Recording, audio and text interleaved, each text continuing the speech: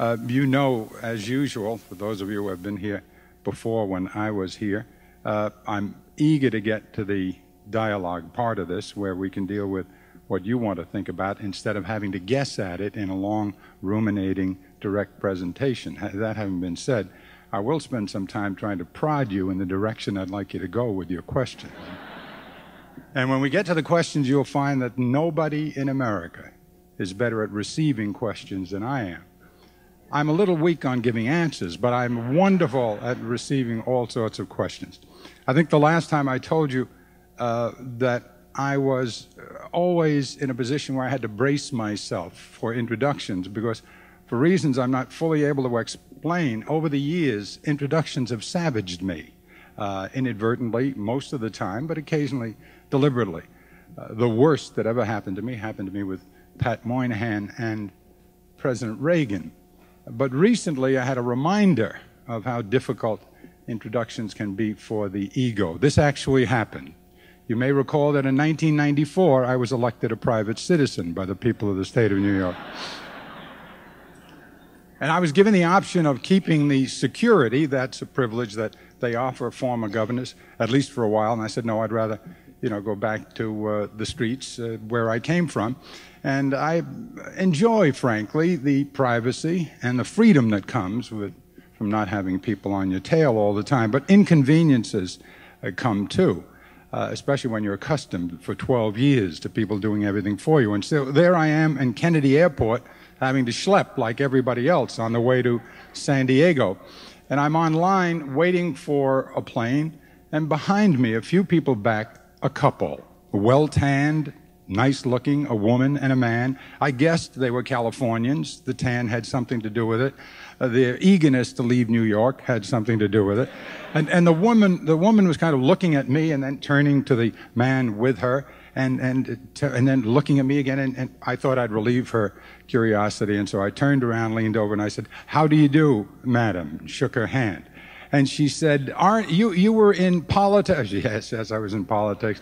She said, you have an Italian name. I said, "Oh, yes, distinctly Italian, very Italian." She said, "Oh, I knew. Sonny Bono, right?" That's the truth. It actually happened. I said, no, not Sonny Bono. Sonny Bono's a little guy, mean guy. No, I'm not Sonny Bono. I didn't tell her who I was. I was going to say I'm Al D'Amato, but I didn't say that.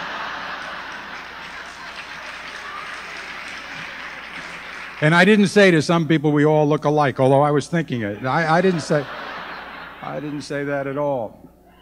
I just felt a little humiliated, to be honest with you.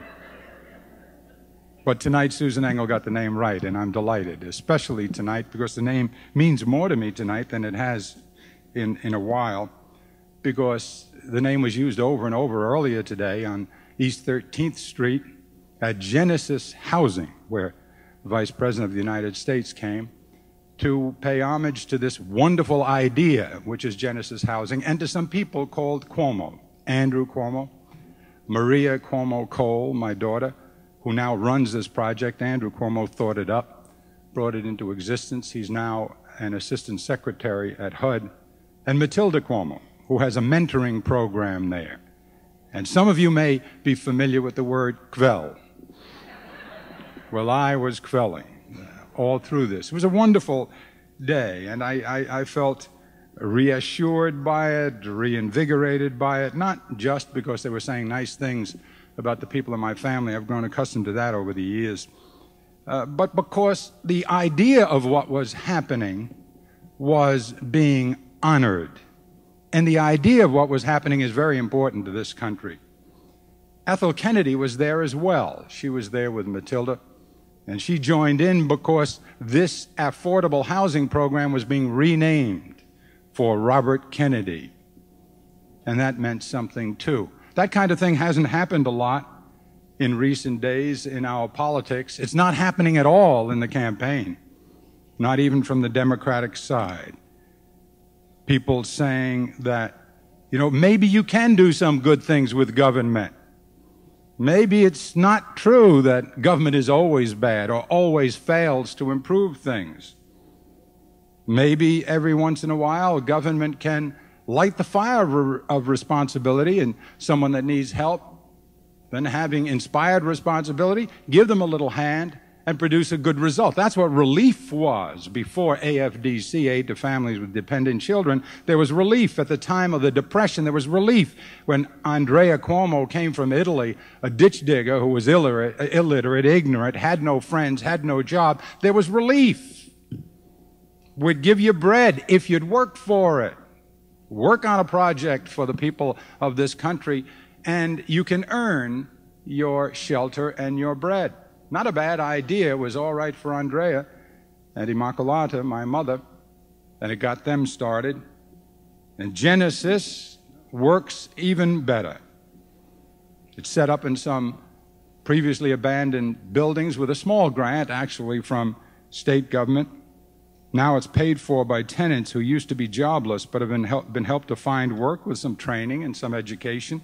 It's not a handout, it's a hand up. It's not a stifling government attempt to do for people what they ought to be doing for themselves. It's an intelligent, stimulating program that helps them help themselves, making them productive instead of dependent. And the spirit was upbeat, it was positive, it was effective. The people there felt good about themselves. Not so long ago, before this program, people like the people there at Genesis were in the Martinique. Do you remember the Martinique? Do you remember that hellhole? Do you remember that trap? Do you remember the filth and the stories? Do you remember reading and being angered by the fact that we were paying $35,000 a year to keep people in that travesty of a place? Well, Andrew Cuomo got an idea. He said, gee, we don't need to do all of that. We can find a place for the homeless people that'll be a lot cheaper and a lot better for them. And he invented it. It's called HELP. Now his sister Maria runs it.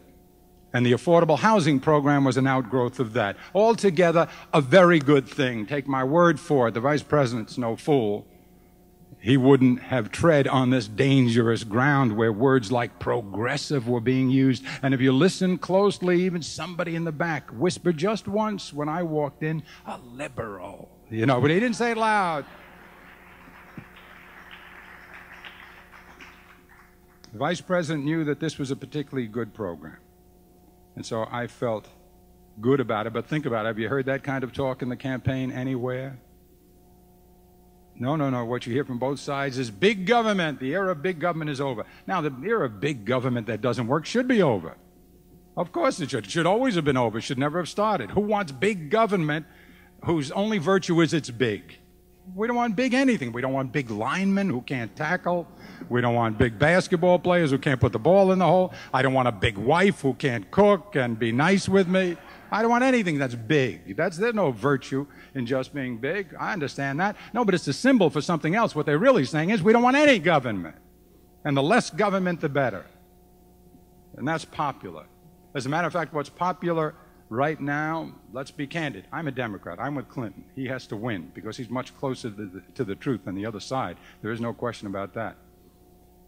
But it's also very clear that what has happened to both sides is that they have made the calculation probably accurate that in order to win, the maximum chance for victory comes in the form of saying, I'm not going to ask you to do anything uncomfortable. I'm not going to ask you to do anything for anybody.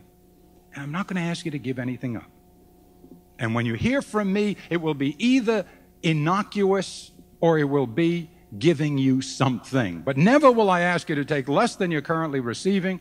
Never will I ask you to give more than you're currently giving under any circumstance. We're inventing a new kind of politics. It is absolutely sacrifice-free. Easy for everybody simultaneously. You don't believe it? Just look at the issues that are being mentioned.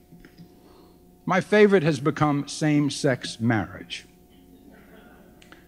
Because I wondered to myself, where did this come from? Why are they arguing about same-sex marriage? What are there long lines of women waiting for other women, and shunning all kinds of men, dying to get married and legitimating it and saying, when did it become a big issue? Well, Hawaii has a law, so what? So let them pass the law, and then it's going to go to the Supreme Court, and then you'll see what's happened. There's a whole process for this. Why are you speeding it up? Why are you making a thing about it? Because you took a poll and it said 58% of the American people would be outraged at the notion. Why? Because it violates their traditional impulses. I understand that. I understand it well.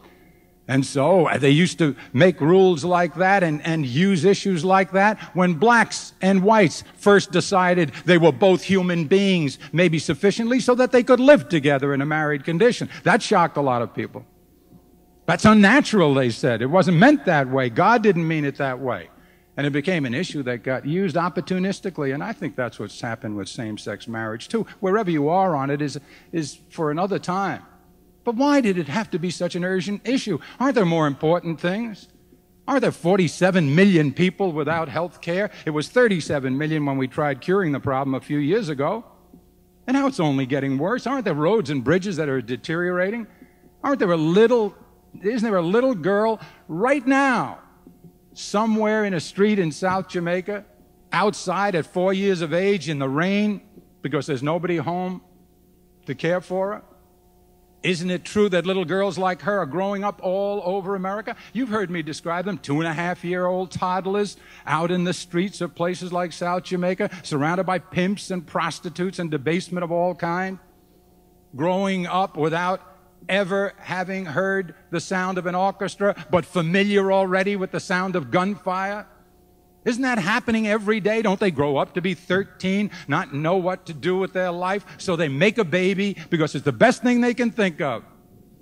No point in waiting around to marry one of these guys. They're on their way to jail because they're all on their way to jail thanks to drug addiction, drug business, drug culture. No point in going to school and studying because, first of all, they're going to shoot at you in school. The ceiling is falling. There are no books in the library. I don't know why on the other side of town in another public school, everything's great and they have a library. And I said another public school. I didn't say a yeshiva or St. Monica's or a private academy. In another public school, everything's better than here. I don't know how that happened. The same money. All I know is there's no point in going to my school. And even if I did get through, where am I going to work? Where I come from, I have no real stable family.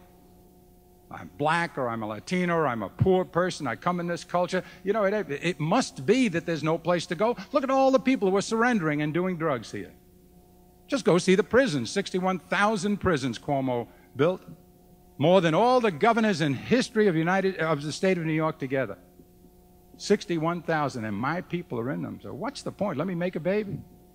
Not for your lousy check, but because then I'll have something to love.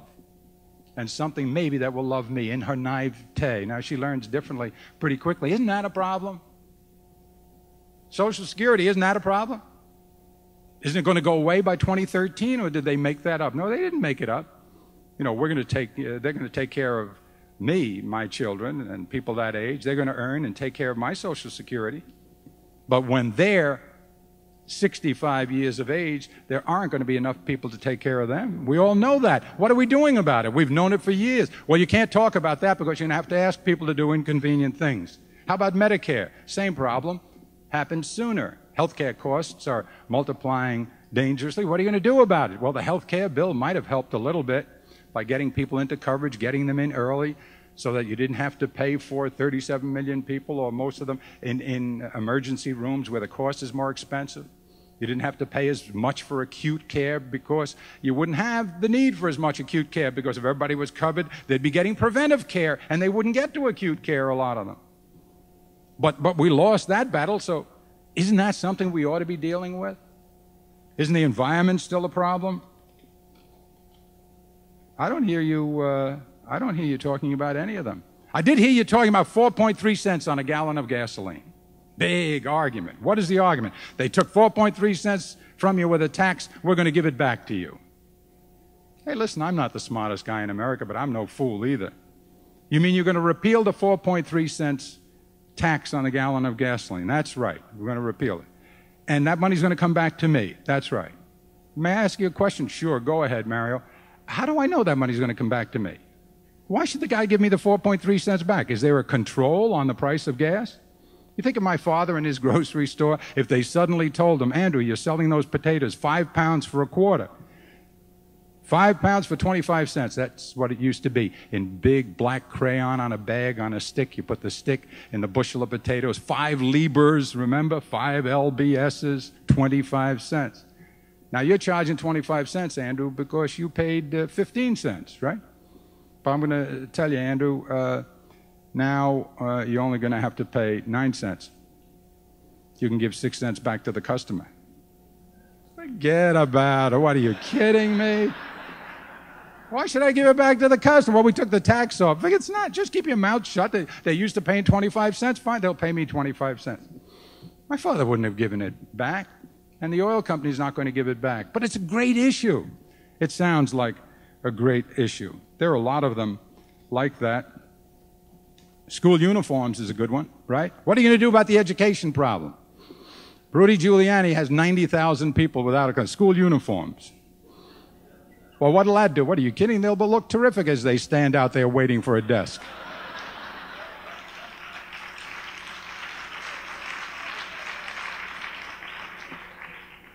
What all of these things have in common is they don't cost you anything. They're completely safe. Now, for Republicans, it's understandable, because most of the Republicans have some very interesting notions about government.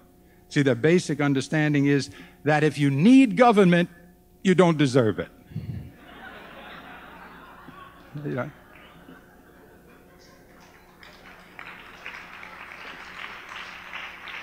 And they have this very interesting notion about psychology. They are going to inspire us to make the most of our personal abilities, call forth from us the full acceptance of our personal responsibilities, and induce us, incentivize us to work harder, right? Okay, how do they do that? Well, if you already have a great deal, they incentivize you by offering you more, a tax cut. If you don't have anything, they incentivize you by taking away the little that you stole from your neighbor. For the poor people, the way you give them incentive is you tell them you make one more baby and we don't feed you. You're off the welfare list. For me, who's dealing in stocks and bonds, we want you, Mario, to deal more in stocks and bonds. We're going to give you a capital gains tax cut. Because this way you're rich and you're going to be moved by the prospect of still more wealth. They're poor and they're going to be moved by the prospect of misery. But what about an incentive to that poor person? What about offering them the chance to have a really good job? What about offering them the chance to live in a better community? Why don't you hold that out as a carrot? Why don't you go to them the way Mr. Kessler did when he came to my father, who was a ditch digger, and say, look, I'm going to give you this little abandoned grocery store in Queens. It's not much. It's mine. I live upstairs from it, and it's the Depression, and people don't have a lot of money, and I know you can't read and write English, but if you live in this one big room, you and the kids, just one room behind the store, I won't charge you any rent. And you have the chance, Andrea, if you can learn enough English, and Immaculata can learn to count just a little bit, because I'll be there. And my wife will be there to help you. And if you're willing to work very, very hard, someday you may be able to do it all by yourself without me, your own store. You wouldn't have dared use a word like entrepreneur, but you will be the boss. And Papa said, yes, sir. Let's move out of here from Jersey City. Let's go to this place called Kings, Queens, whatever it is. We will go there and we will work. Why? It's a chance.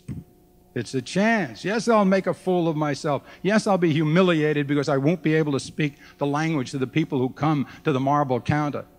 Yes, that'll be hard on me, and it was for a lifetime. He cried when he showed me the little bank book, Andrea Cuomo and Trust for Mario Cuomo, Andrea Cuomo and Trust for Franco Cuomo, my brother, Andrea Cuomo and Trust for Maria Cuomo. This is so you should educate yourself so you're not a stupid like me. This is so you should go to school, so you don't have to have people laughing at you the way they laugh at me when I'm not looking. I know, of course he had to go through all that, but you gave him the chance. Are these people any different, the people who are poor now? I don't think so. So from the Republicans, I don't expect a lot more, but from the Democrats, two parties now sharing a taste for inoffensive solutionettes.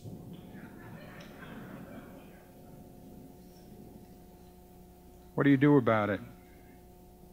What can you do about it? Well, I think, first of all, what you have to do about it is remind yourselves and then try to remind others exactly what's happening. My mother, who we lost just a little bit ago, right after the election, we lost my mother and my mother-in-law, 94 and 93 years of age. It was an extraordinary thing. They died within weeks of one another. I think, frankly, my mother, who died first, was the reason my mother-in-law kind of chose to die after that. Because, you know, they'd been together for so many years, and when she saw my mother had given it up after 3 years on the machine, I think my mother-in-law said, hey, look, maybe it's time for me to go too. And so they both left us, and it was a sad moment. It's still sad thinking about them, but it gave you the chance to bring back all the old stories about Mama and all the smart things she had said, because surely she was one of the smartest people I ever met. Now, all of her intelligence she communicated to me in Italian,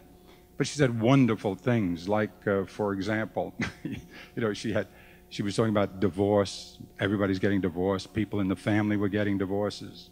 And it was kind of an interesting phenomenon to her, and she mused about it one day and said to me in Italian, you know why the people all get divorces now?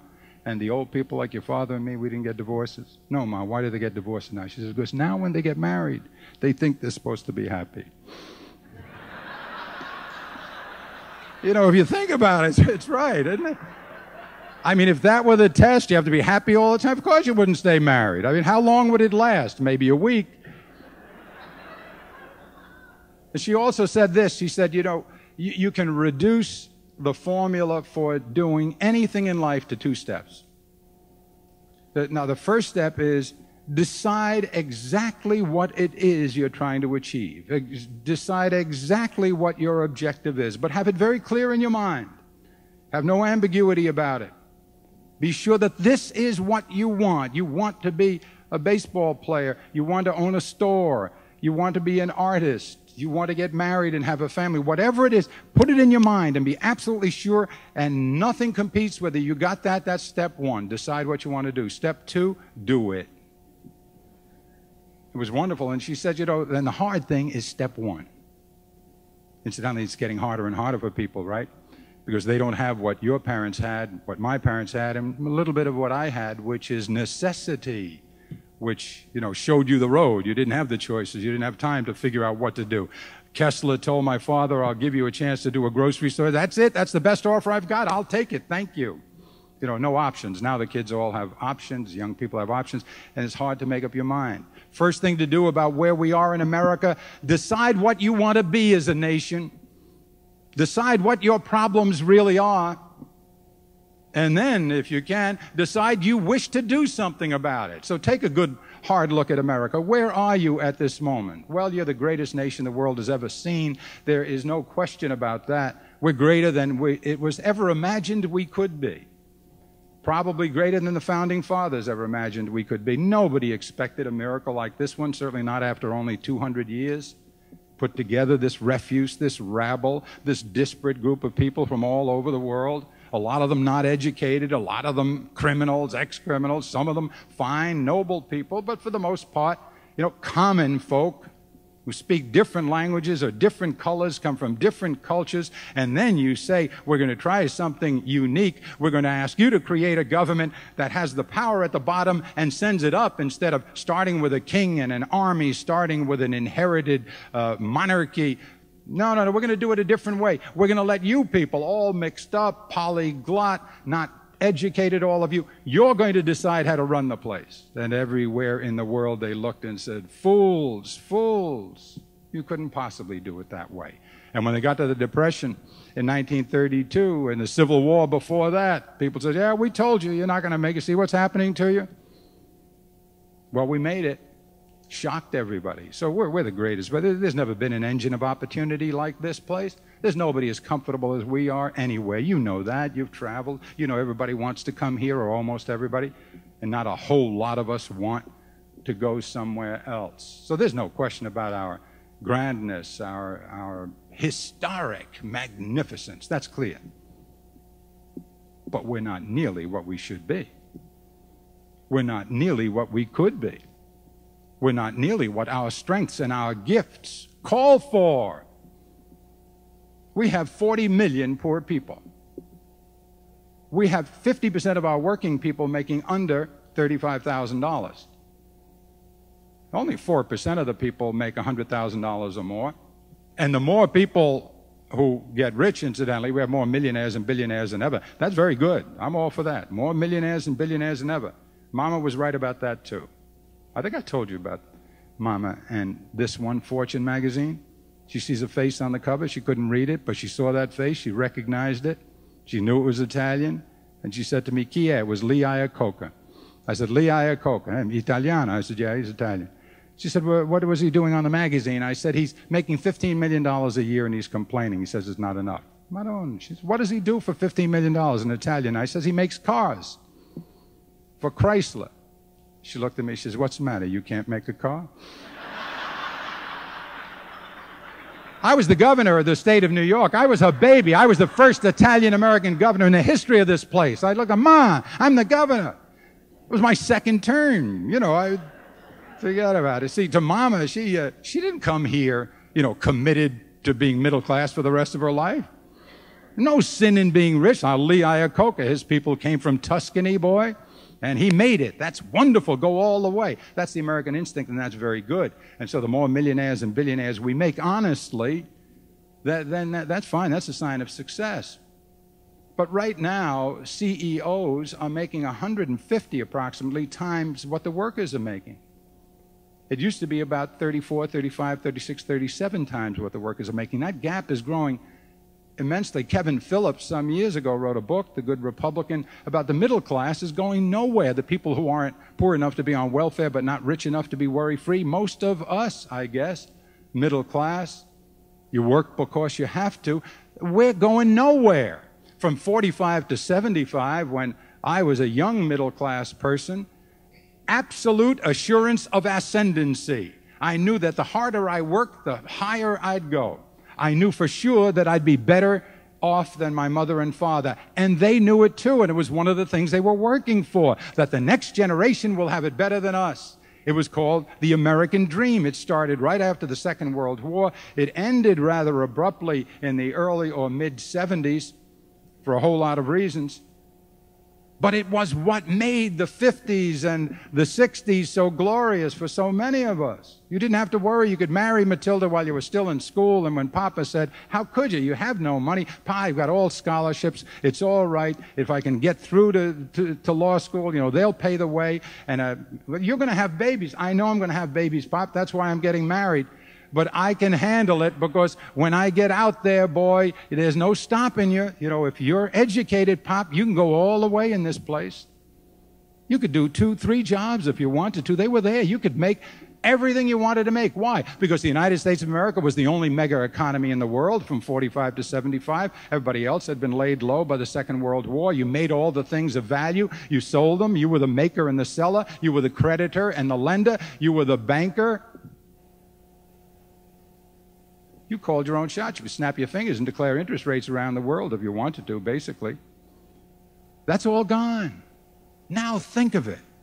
You take polls now, and while sure you've made 10 million jobs and the inflation rate is low and the interest rate is low, the middle class is actually making less than it did several years ago. And in your house, you're making less unless you put a couple of more people to work. And you're scared to death because all the polls say that people say that their parents, that their children are going to have it worse than they have it. Right? Isn't that what they say? Well, think about it. Here's America. You and I, the people who have done very well here, who went up that ladder almost automatically in the period of the American Dream, now calling our children to the table, saying, I have some news for you. It's going to be worse for you than it was for me. You can't do what I did. The middle class, stagnant. That's just the way it is. And let me explain it to you. You know, from 45 to 75, we were dominant. We're no longer dominant. The Japanese and the Germans and all these people, they got all exercised about our dominance. And they started, you know, with that fiery, hot ambition, they started going to work. They were like your father was when he came here 70, 80 years ago. That fiery, hot ambition that built America in the first place, that won the Second World War as underdogs coming from behind, that outbuilt them, outworked them, outfought them because we were so tough. That's what they became. And we got a little soft because we had it so easy. We sat back on our tushes. And the big test of what changed in 1945, when we said made in Japan, it meant if you dropped it on the floor, it broke. 1975, when you said made in Japan, it meant when you closed the car door on that Japanese automobile, it sounded like a bank vault door. And that made all the difference. They took it away from you. But anyway, whatever the reason is, they're low wage rate. It's a world economy now. We've globalized. The plane can get you there in no time. We're in outer space. It's just one small world now, all tied together. And we have to compete with all these people at low wage rates. And we have a high wage rate because we have a higher standard of living. And what has to happen is those wages have to come down so we can compete. Because unless you make and sell to other markets, you can't be very powerful, and it's getting tougher and tougher for us. You're going to have to pay the price, you workers. Get to be an owner and an entrepreneur, then you'll be all right, because it's pretty good, this economy, for owners and entrepreneurs. The corporations are setting records for profits, and that's very good. If you were into mutual funds 3 years ago, you could have made, 38, 39% on your money in mutual funds. Stock market is setting records for setting records. So for owners and investors, it's very good. But it's an ironic thing. This is the first time in our modern history where we've had an economy that's this good for owners and investors and this bad for workers. Think about it. You see headlines now, or we did in recent years, that say, record earnings announced, 3,000 layoffs too.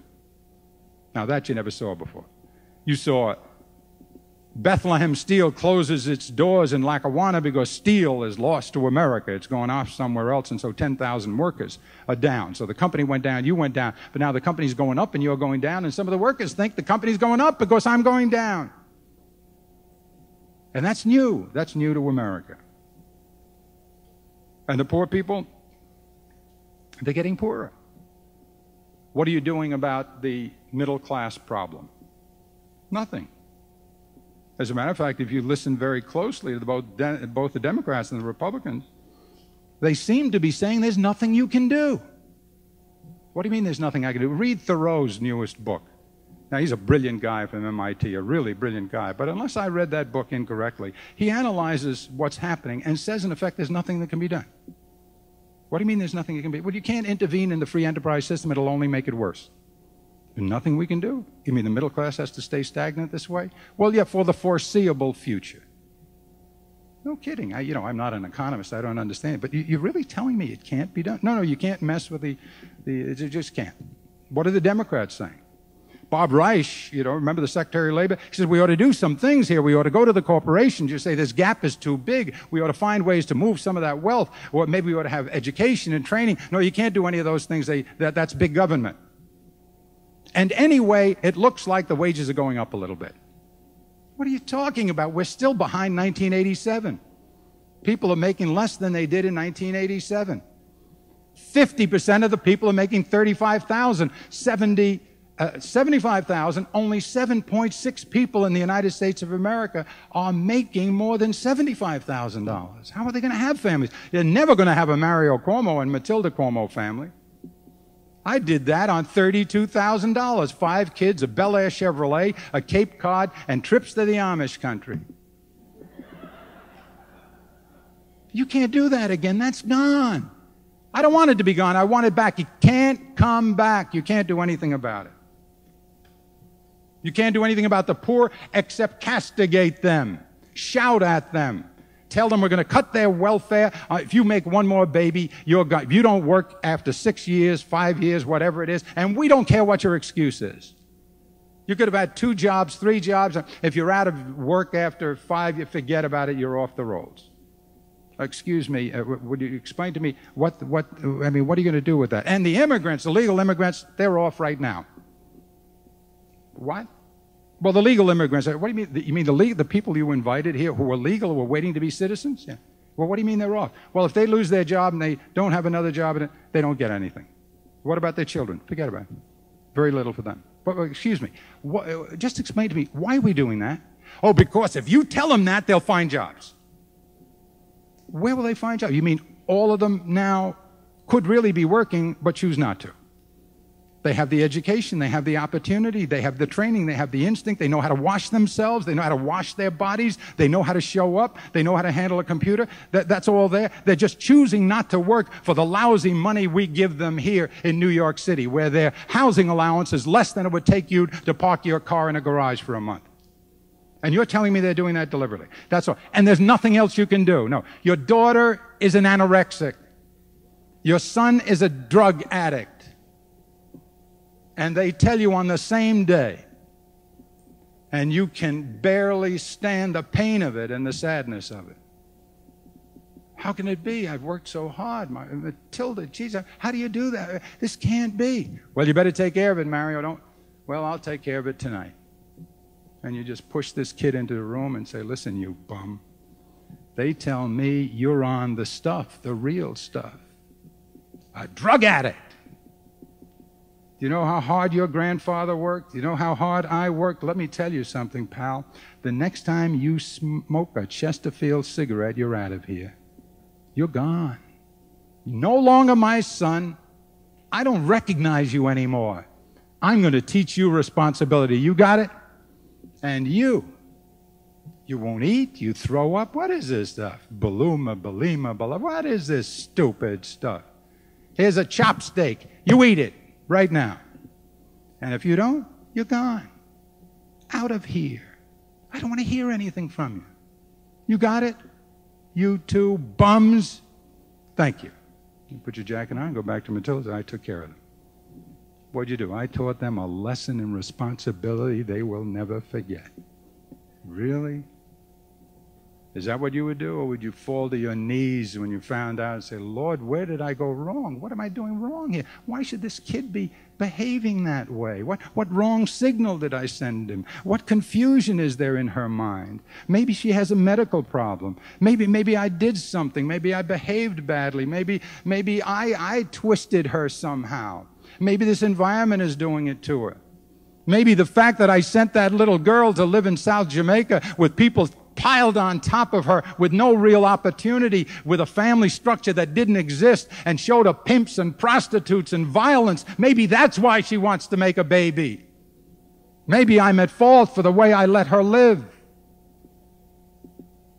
How dare you say that we have no responsibility for these poor children?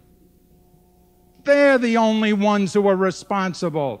You try it as a governor, as I did. You go back to that neighborhood and you talk to them as a governor. And try as hard as you can to be understanding and sweet and let them know that you love them, which is really what I believe is the important message. Tell them that you want to help them and watch them stare at you and then hear it come from their lips like little icicles. What the hell do you know about my problem? I know you lived here. But you didn't have crack, and you didn't have AIDS, and you didn't have drugs, and you didn't have lousy schools, and you didn't have no jobs, and they weren't locking up all the Italian kids when you lived here. And she was right. So what are we doing for the poor people? Nothing. What are we doing for the middle class? Nothing. The saddest of all of this is what we're saying is really, these are like natural disasters. They're unavoidable. There's nothing we can do about it. You must lower your expectations. That's the sadness of it, the sadness of ebbing expectations. You can't have what you want. But what do I want? What am I asking you for? I'm not asking for everybody to be a millionaire or a billionaire. I'm asking for those 16 million poor children to have a better shot. I'm asking for them to have a better school. Couldn't we at least give them a better school? I'm asking that instead of our workers being 60 to 80% low and moderate skilled, which they are now, falling behind the rest of the country, that we have 60% high skilled. I'm asking us to become so productive as workers, which we could do through education and training, that you can compete with the low wages. How do you compete with the low wages? High tech, exquisite design, which we've always been great at, and then get more productivity out of an hour's work by this person who's going to be paid a higher wage than the person in Taiwan or the person in Mexico or the person even in France and Italy. And how do you do that? Well, you can increase productivity. No magic to that word. Productivity means the amount of product you get out of a person in 1 hour. You can do it by adding capital, investing money in machines, etc. That 10% increase in capital, productivity goes up 3.6%. You can get it by extending the number of hours, but 10% increase in hours gets you about 4% interest in productivity. Or you can increase education and skill level 10%, then you get 8.6% in productivity. So why don't we educate them in training and train them? Why don't we have the best educated people in the world, which we do not? Why don't you stand up, Mr. President, and say, what I will do with my next 4 years is do for education what John Kennedy did for space. I will make our children, our next generation, the best educated the world has ever seen. They're not now. Some of them don't have a good library. Some of them don't have computers. A lot of the changes we can make without spending money. But I will even spend money, because you'll have to put them on the information superhighway. That's a toll road. Somebody has to pay for the fiber optics. Rudy Giuliani can't. George Pataki can't. And nobody else in this country at the state level can. The federal government's going to have to help. And we can do it the way we did it for space. $277 billion worth, $13.8 billion a year. Why shouldn't we be the best educated in the world? How do you forgive yourself for being behind the Japanese when it comes to math and science, for going to Stuyvesant High School and seeing that 51% of the students are Asian, because they're so much better educated in math and science than the children who came, all of them, out of your system? How do you tolerate that? That's what I want. It's eminently achievable. I want you to do something about the roads and bridges. I want you to do something about health care. Now, I know some of it is going to cost money, but the money is there. Let's be honest. If you told the people the truth, the money would be there. You have over $1.6 trillion. You want to know how to have enough money to invest the way you'd have to invest, to give people, the poor and the middle class, more opportunity to rise up in this system. Number one, don't give any massive tax cuts. And there, I think we've gotten smart already. The Republicans said they were going to give you $550 billion in tax cuts, and you knew right away that was not too much. I mean, America has so quickly renounced that promise and that offer from the Republicans that they're switching over to other subjects now in the campaign. So avoid big tax cuts, and then do something about reducing some of your expenditures, getting control of them. The two main ones that you have to deal with, really the three: Social Security, Medicare, and defense. Social Security, Medicare, and defense. If you take Social Security, Medicare, defense, and the money you're paying for your mortgage, the debt service on your $5 trillion in debt, that's 73% of the budget. Medicare, Social Security, defense, and the money you pay on the mortgage. If we could bring down the deficit, control the deficit a little bit, well, then you're controlling the amount of money you're paying out for the mortgage. Defense, you gave $20 billion more to the Pentagon than they asked for. What? $20 billion more than they asked for. Why? Because it was politically good for you. Not because the Pentagon needed it. It was politically good. Well, why don't the Democrats say something about it? Because the Democrats, it's politically good for them too. The president doesn't want to argue about draft, not draft. The issue has gone away. It's not even being discussed. You don't have enough money for education. You don't have enough money for breast cancer. You don't have enough money for health care. You don't have enough money for AIDS research. There are a lot of things you don't have enough money for. You don't have enough money for Head Start. There are people in the streets. You don't know where to put the homeless people. 90,000 students without a classroom. And you tell me you have $20 billion more for defense. Why?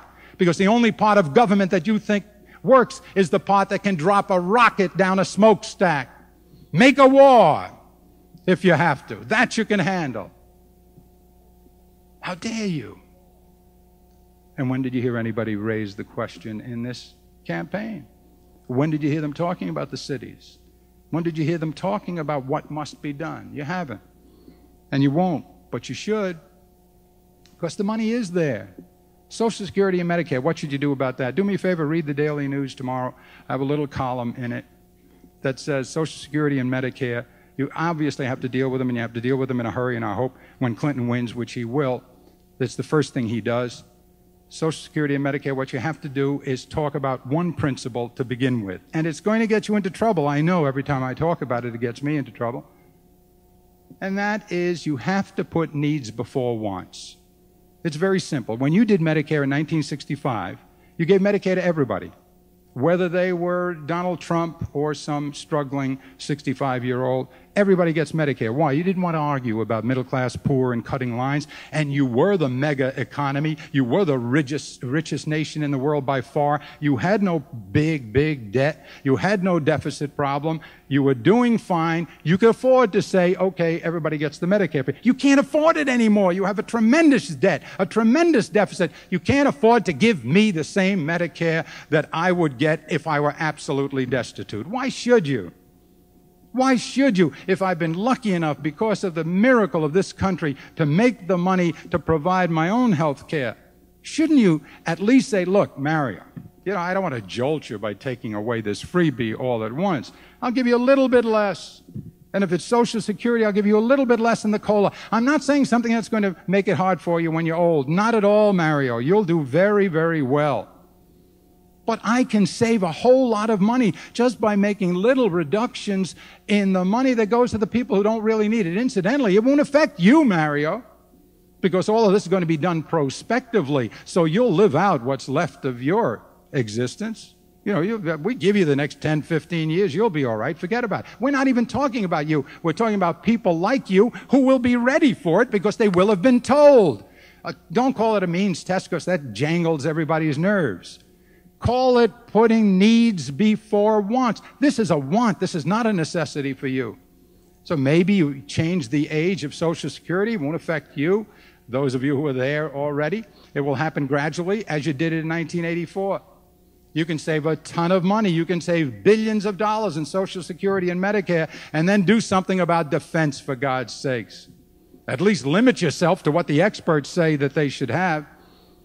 Everybody, the people who were in the Defense Department with Reagan, who are now at the Brookings Institute, they all tell you you're spending a fortune on defense you don't have to spend. There are billions of dollars there that you could save, billions and billions. Don't do the big tax cuts. Hey, look, the Republicans are saying they have $550 billion that they can give up as government, give back to me and to you, and still balance the budget in 7 years. $550 billion. If the Republicans were right and you didn't do the tax cuts, that's $550 billion. You could have health care, you could have education, you could have a whole new America for $550 billion. And even the Democrats who were giving tax cuts, we shouldn't, but we're giving them. Why? Because it's politics.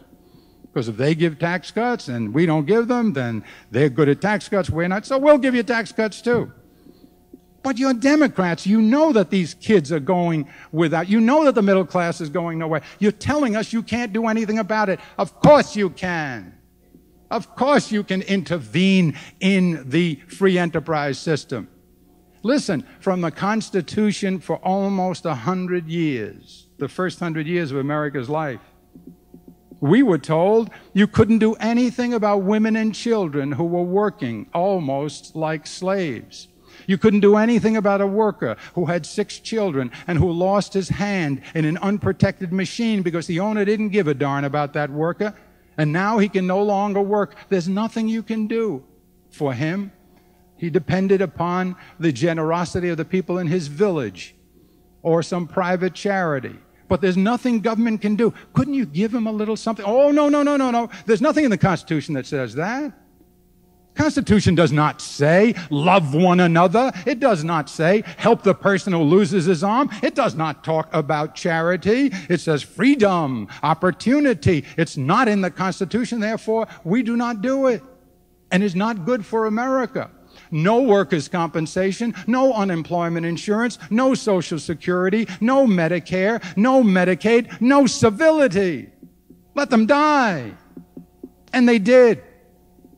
The Depression changed that because you suddenly got industrialized and you pushed people into small areas where they could feel and see one another, where all the experiences of life were proliferated, multiplied, intensified. And Roosevelt came and said, hey, look, this isn't going to work. Those people were right about our democracy. We're going down the tubes. We have to invent a new America. We had better start helping one another.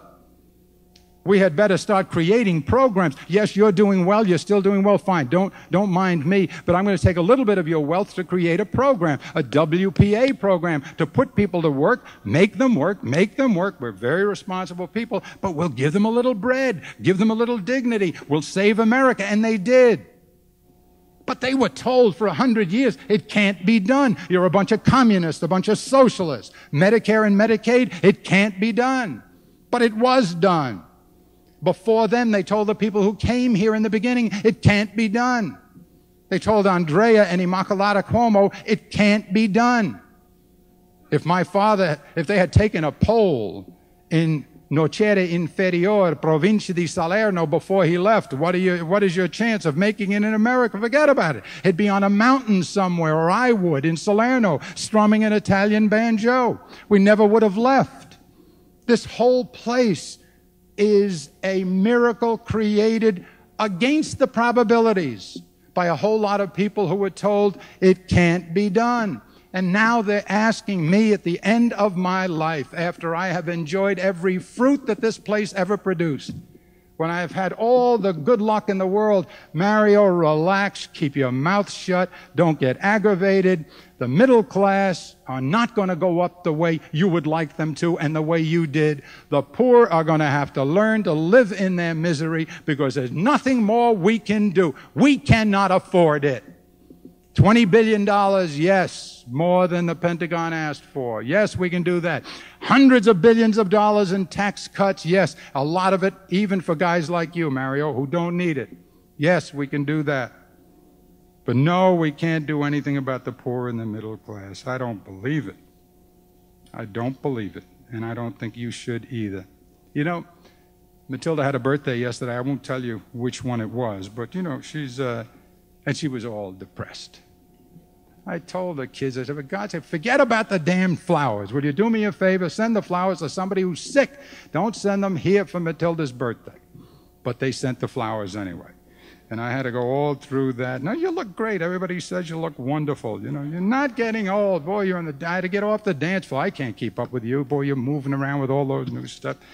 Figure, no, you don't have to, no, you don't have to go to any place to do your thing, your skin. It's fine just the way it is.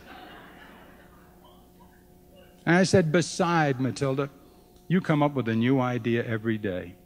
You've got your mentoring program, and you've got this, and you're on the phone, and you're thinking this up, and you're thinking that up, and you're going to build this, and you're going to make that. That's the sign. You know what the sign of old age is, Matilda? When you're too fatigued to have an ambition. When you're too tired and worn out to think up a new goal.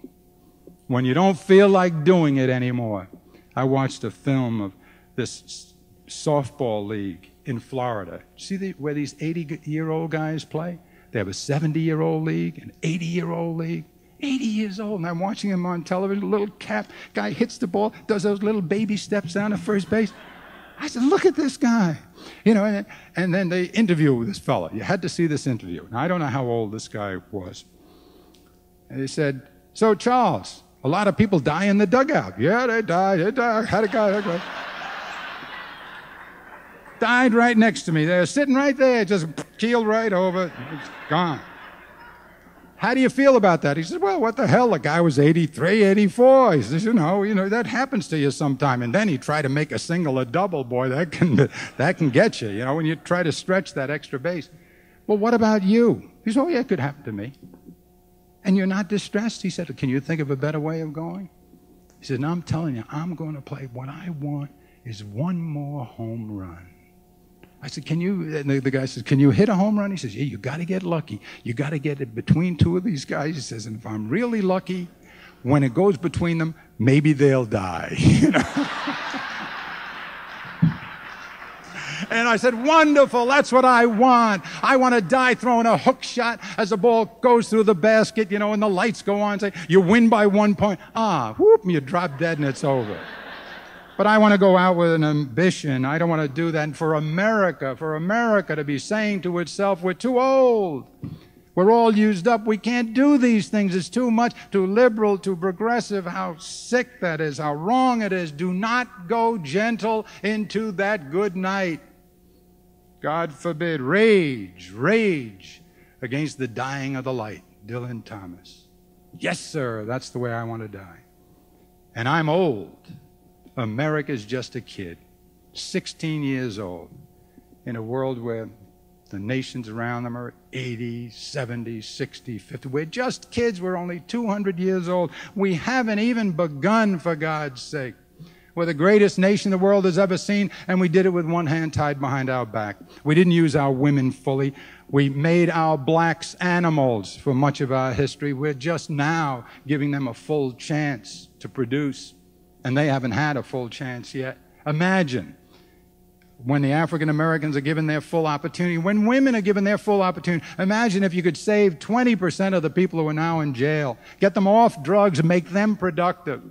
Imagine if you did have the greatest educated body of people in world history. Imagine if you had 80% of your people high-skilled workers. Imagine if you did all of that. How great would this place be? That's what I want.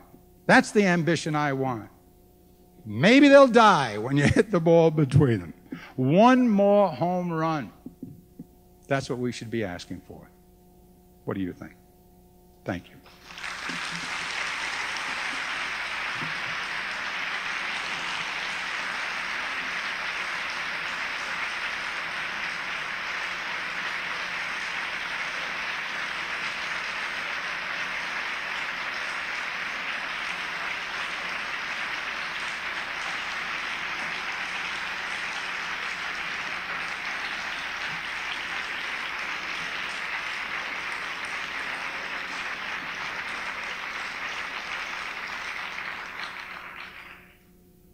Okay, any questions? Now again, you can ask questions about anything. Remember, I told you, I'm terrific at accepting questions. Yeah.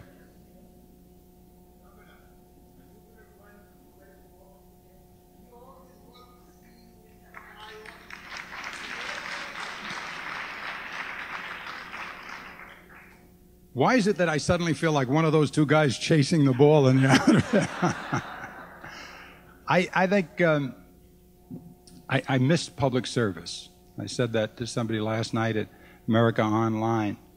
And they asked me repeatedly about, how you feel about being out of public service. There's nothing in the world like public service. I've had everything else in life, and to be governor is to wake up in the morning and know you will be confronted by and offered an almost infinite number of opportunities to do something useful for somebody. I mean, that's what public service is, a wonderful chance to do good things. And I miss it. I miss it a lot. Running for office is probably unlikely because there are so few things to run for. If you've been governor for 3 terms, you can't go back to that. And then it's difficult to do anything else. The Senate race, they threw my name into a poll for the next Senate race, and then there's going to be one right after that if Senator Moynihan doesn't run. The Senate race has already intrigued a lot of people who are very strong Democrats like Mark Green and who would make good candidates like Geraldine Ferraro and maybe even my son Andrew. I don't know what Andrew is going to do. He hasn't told me, probably doesn't know himself. But I think what I would like to do is stay as active as I can in public life, share as much as I can what I've learned in 20 years, indeed a whole lifetime in this place, but 20 years in public service and 12 years as governor, you can learn a lot. And I feel that the very least what I can do is go back and forth and participate in the process with that. But I want to see what Andrew does and what he chooses to do. If Andrew chooses to go into politics, then he will have one of the most loyal, committed, and experienced assistants in the United States of America. And if you knew Andrew, you would know how easy it is for me to make that judgment.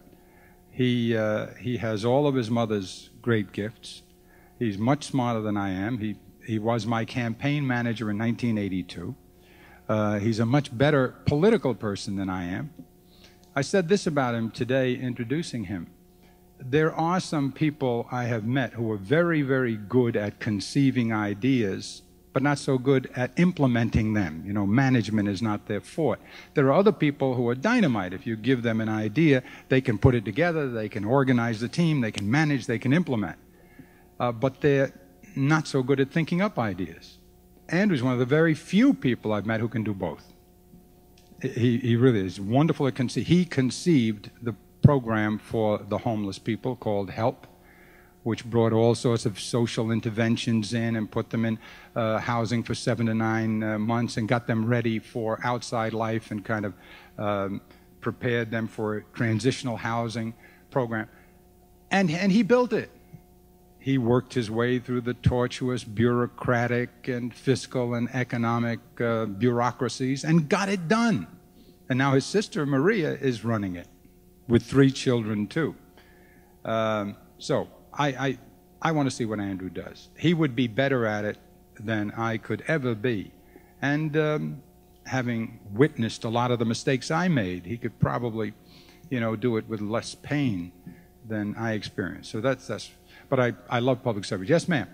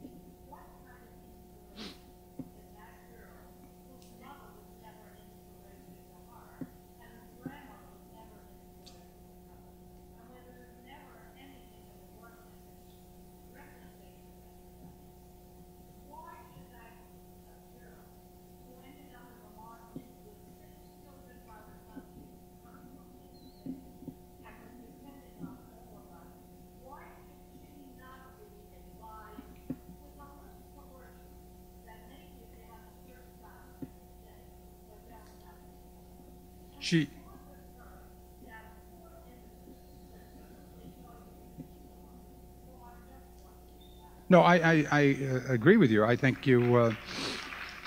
I agree that she should be advised more than that. You should be tougher than that with her. But let's go back to the beginning. First of all, the example you give of 6 children is not a typical example. It's much more like 2, but the point you make is a good one. What she is doing is inappropriate. To say wrong gets me into morality. I don't know whether it's a sin or not. I don't know what God would say about the circumstances that produced her judgment in the first place. And I would say that I bear a lot of responsibility. I let every citizen speak for himself or herself, but I bear a lot of the responsibility for what happened to her because she's the product of the judgments I made in social policy throughout my lifetime. Now, maybe not me personally, but as a group. We decided to jam them all into a small area. We invented zoning, 5 acres in some places, 4 acres, 3 acres, or even in Queens, you need a certain number of feet for a house because we don't want to crowd ourselves. But when it came to the poor people, we decided to pile them on top of one another so that they lived hundreds of thousands to the inch in places where there weren't enough jobs, there weren't enough schools, there wasn't enough of anything. We doomed them almost by the way we provided for their living conditions. And so what I'm saying is we bear some of the responsibility. We must do something about it. What should you do about it? Of course, you must be as tough as you can be with her to discipline her, to teach her the right way. But you also have to give incentives. You also have to give her another avenue to dignity. And that's what I call the program that I conceived of in 1984, that took children who had children, first one, put them into a program. We did this with Sister Serena Branson, a Roman Catholic nun in Albany, and it was a real big step for the Catholic Church to get involved in this at all. And I couldn't have done it down here, but you could do it in Albany with the bishop there at the time. We took these children, and we said, look, we're putting you into a program, here's what we'll do for you. First of all, give me the name of the father. I want to know who the guy was. Well, why? Because he has a responsibility, and we can't leave that out of the equation. We can't let the guys get the impression that they can just make babies and keep score. I've got 10, there's something wrong about that. And also, as a practical matter, This guy may be 28 years old, because, a lot of them have the person that they couple with is considerably older than they are. Number 2, promise me you're not going to make another baby, because if you do, you're out of this program. While you're in this program, no other baby. Number 3, promise me and agree to go to school, get your GED. We'll give you daycare if that's what you need. We use some of the mothers, incidentally, to watch other mothers' babies, but we'll take care of the child. You get your degree. Then agree to work. We're going to take your welfare check, and we're going to tear it in half, and we're going to give half to Hank Greenberg at one of his insurance companies, and the other half you keep, and we'll say to Hank, you hire her. This goes toward her salary, just as an inducement. Then you work there. You make progress. Don't have a baby. Get your schooling. Learn. You'll see those beautiful fingers of yours after a while will handle a computer. You'll get so good that you'll get raises. And once you start to feel surer about yourself, you're not going to want to make the baby. You can make the babies later. Maybe you'll get lucky. Maybe you'll move out of this neighborhood. Maybe you'll find a neighborhood where there are some young people your age. Maybe you'll be able to find a husband. But anyway, stay in the book. 66 2/3 reduction in birth rate in that program. It works, but it takes an awful lot of patience, and you have to make an investment. And you have to understand why they make the baby in the first place. It is not for the check. Now, maybe some, is that part of the consideration? Yes, maybe. But if you take that away, that doesn't guarantee they won't make the babies. If you go down south now to some of the states which for years and years have given very little money for welfare, they lead the league in making babies, because there are other ways to get money to provide for that child. You don't have to get a welfare check. You can do a lot of things. You can sell your body. You can do drugs. You can do a lot of things. So it's not as easy as saying, that's it, sweetheart. Eat that chopsteak right now or you're out of here. Or that's it, pal. One more Chesterfield cigarette and you're no longer my son. I wish it were that easy. We could solve an awful lot of problems. All you'd have to do is be tough, right? Be tough. Build prisons. If that's all it took, how come I built 61,000 prisons and there's not enough room in the prisons for the people who are committing crimes now? It is not enough just to be tough. You have to give incentives. That's all I'm saying. But I'm not, I won't use the word forgive, because it's not for me to blame. I'm not good enough to blame them. I would say their conduct is inappropriate. It's not good for the society, and probably not good for them. And a lot of them learn that in a hurry and say they don't have 6 kids, because a lot of them, after the first kid, they find out how difficult it is. They find out what changing diapers means. Certainly by the second kid, and you see a big fall off with them. And if you talk to the pros, that's what they'll tell you. Yes. Yes, ma'am.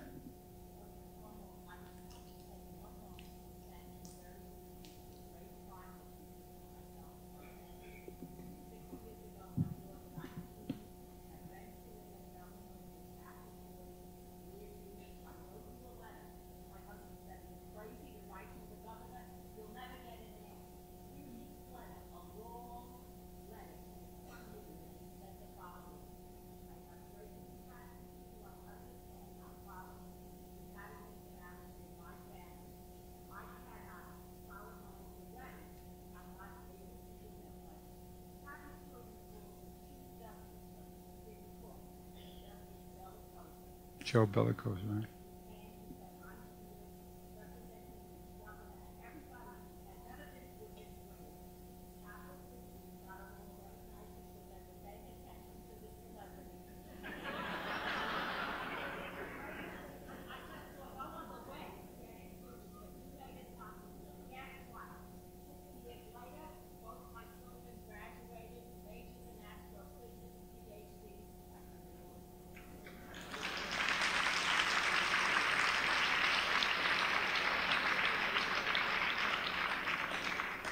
I should have written more long letters.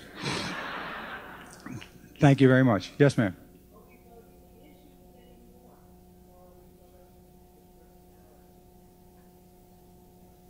Are we voting the issues anymore, or are we voting the personalities?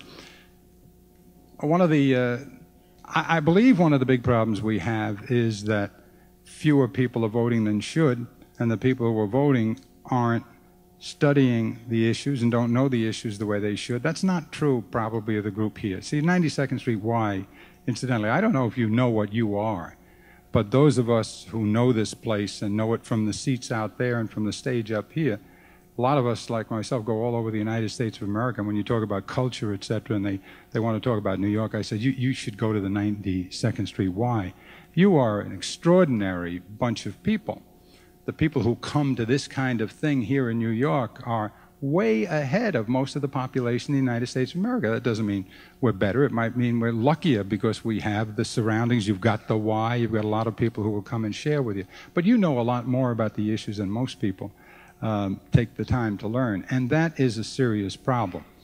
But I think the bigger problem is that the politicians have now decided that they want so much to stay in office that they will do whatever you ask them to, maybe in your ignorance, maybe in a poll, whatever you say to them in a poll, they're going to do.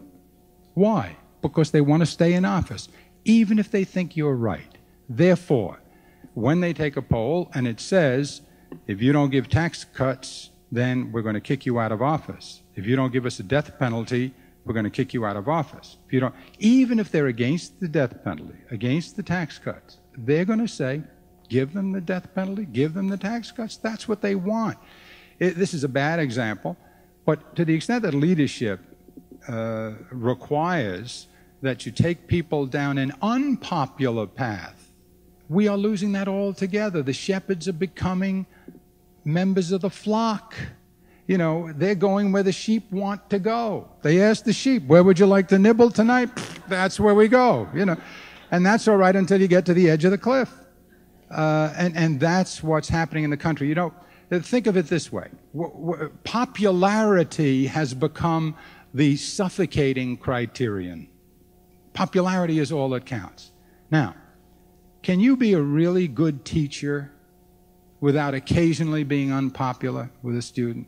Not really. I taught for a long time. Every once in a while you have to jolt them. Every once in a while you have to be tough. Every once in a while you have to fail somebody. Can you be a really good coach without occasionally making your players do things they don't want to do? And I don't think so. Can you be a really good parent? No, definitely not. You cannot be a good parent and do everything they ask you to do. Forget about it. We come very close, most of it, you know, giving them everything they want. How could you be a good president or a good congressman, giving them everything they want? But that's what's happening. See, I don't believe for a moment that the Democrats who were saying to us from the Congress, we have learned our lesson. We know that we can't give you any of those big programs. You know, we're only going to give you little itty-bitty programs because we learned our lesson. They know you can't solve the health care problem with a little bitty program. Portability of health care is wonderful. Portability of health care. I lose this job, I go to another job. If I can afford it, I can have that policy. Terrific. But what about the guy who never could afford the policy to begin with? How about the 40 million people out there who don't have insurance? You can't get there from here with only popular programs. Somebody's going to have to stand up at one point and say to the American people, and I think they're ready for it. I think they were ready for it in '92. I think for a moment, just a moment, they were ready for it from Perot. But he blew it. I think the American people are very eager for something other than the Democrats and the Republicans. I think they are very eager for somebody somewhere that stands up and says, hey, look, this is the absolute truth, and I couldn't give two darns whether you accept it or not. That's, you know, Colin Powell is very significant. What the American people want, I believe, is first strength. You have to be strong to lead Americans because they're strong. But Americans are also frightened by strength. Why? Because they know what happens when you couple it with harshness. Because they're Jews. And they've been driven all over the world by harsh strength. Or they're the sons and daughters of immigrants. and they know vulnerability. They know what it is not to speak the language, not to understand. And they know that harshness often victimizes the most vulnerable. And the sons and daughters of immigrants like Cuomo's.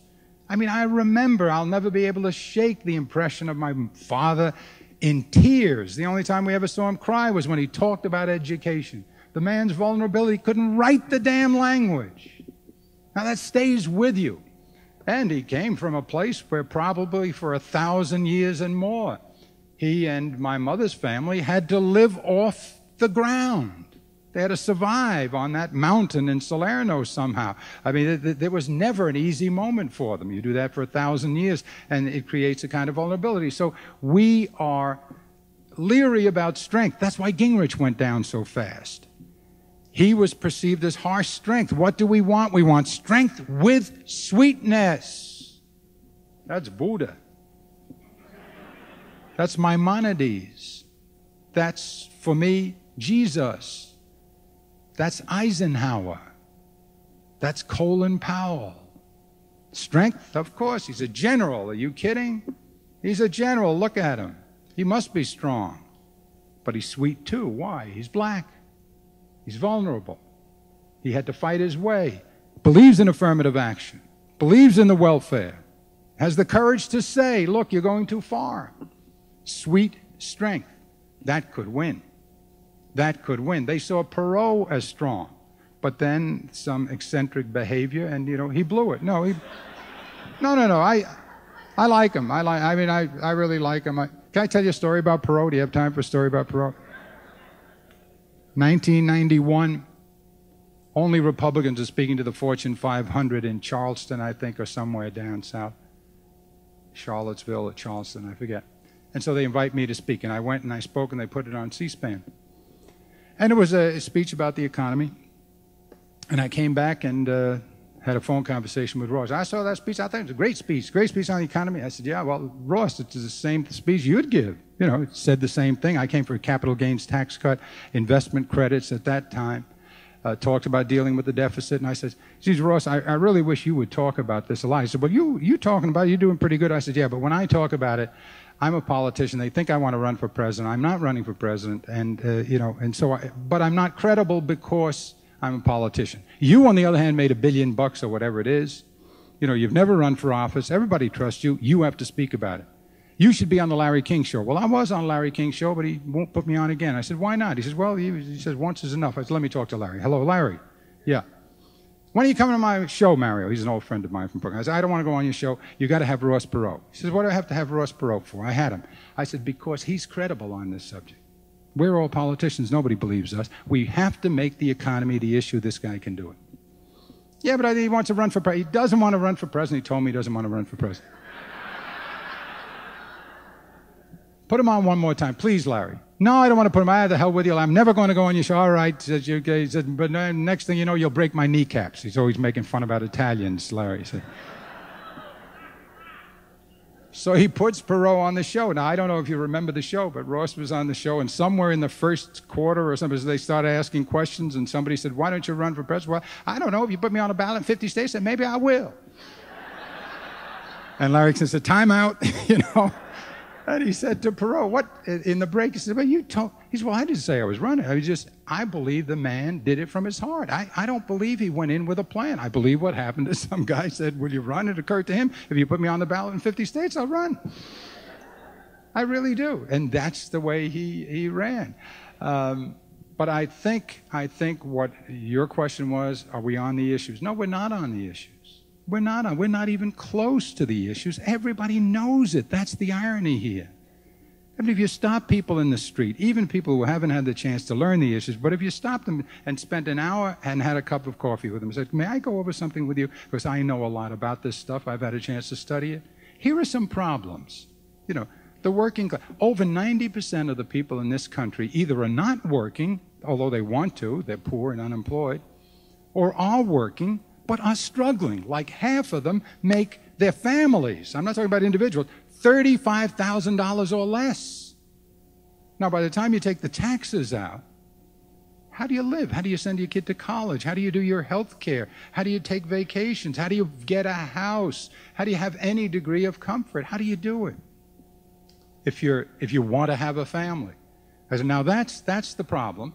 Now we have tremendous wealth, and we have this big deficit because we're spending money badly, and we have a lot of programs like Medicare that, frankly, we spend some of the money on people who don't need it. Now, don't you think these are things we should? And plus, drugs. We're not doing anything about drugs. We keep saying about drugs that we have to have more police, more prisons, more executions. And everybody knows, every cop knows that's not the answer. You go to a law enforcement person here or in Duluth, and you say to them, do you think you should have more cops? They'll say yes. You say to them, do you think you should have more prisons? They'll say yes. Do you think you should have more courts? Yes. The whole legal justice system, you should have more of that. Terrific. Do you think that'll solve the problem? Absolutely not.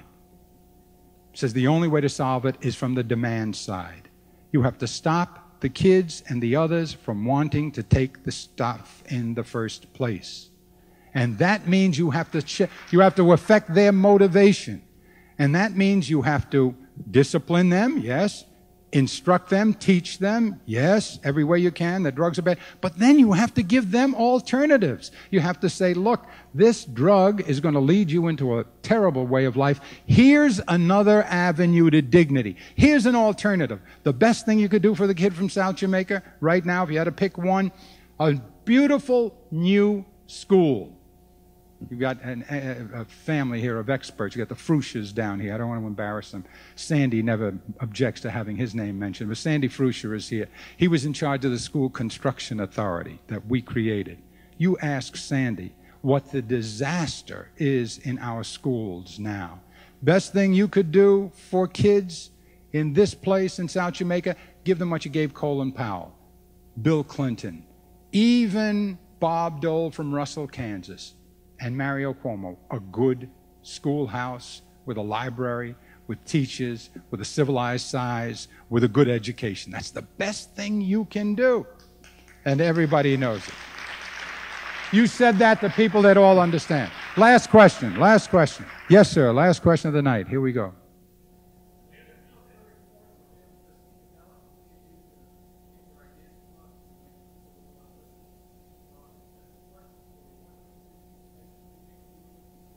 Lie to them. Lie to them. Well, no, the biggest mistake is to lie to yourself, which we're beginning to do in this country. I think we a lot of us, he said, what's the biggest mistake you can make in dealing with people? And I'm saying now, lie to yourself. And I think we are lying to ourselves. I think a lot of us like the idea that you can't do anything about this middle class and poor problem because that relieves us of the burden. You see, it's what Reagan did when he said to the middle class and to the rich in this country, don't worry about the poor. We tried it. It doesn't work. You know, don't feel bad about them. We tried it. It does not work. Then a lot of people said, oh, gee, you know, I used to feel a little guilty that if I didn't give it to them, they'd starve. Now, president's telling me no. And look at this president. He looks like St. Francis of Assisi. The guy's wonderful. He got a nice smile. No, he was a magnificently non-menacing person. Oh, President Reagan, I saw him in 6 movies. Now, wait a minute. In 4 of them, he loved somebody like Jane Wyman and was going to marry her. And then somebody like Tyrone Power intervenes, and she falls in love with him, and he winds up as the best man. Did you ever see that? He always was always there. You know, the best man, wonderful smile. But he, that making the denial of compassion respectable was a great Reagan legacy. And I think a lot of Americans are lying to themselves now. A lot of Americans are feeling, hey, look, that's right. There's nothing you can do, therefore, why should I try? That is not the truth. There is a lot you can do. You have to do it intelligently. You shouldn't waste money. We all work very hard. I'm not talking about wasting money. But there are intelligent investments we must make that we are refusing to make, and that's the mistake. You had a second part, and this is the end.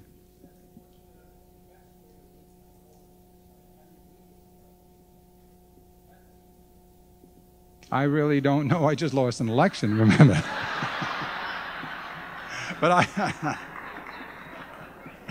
And I lost the election by telling the first truth, which was, not lie to her. I have to tell you this, then we really have to go. My mother, and telling the truth.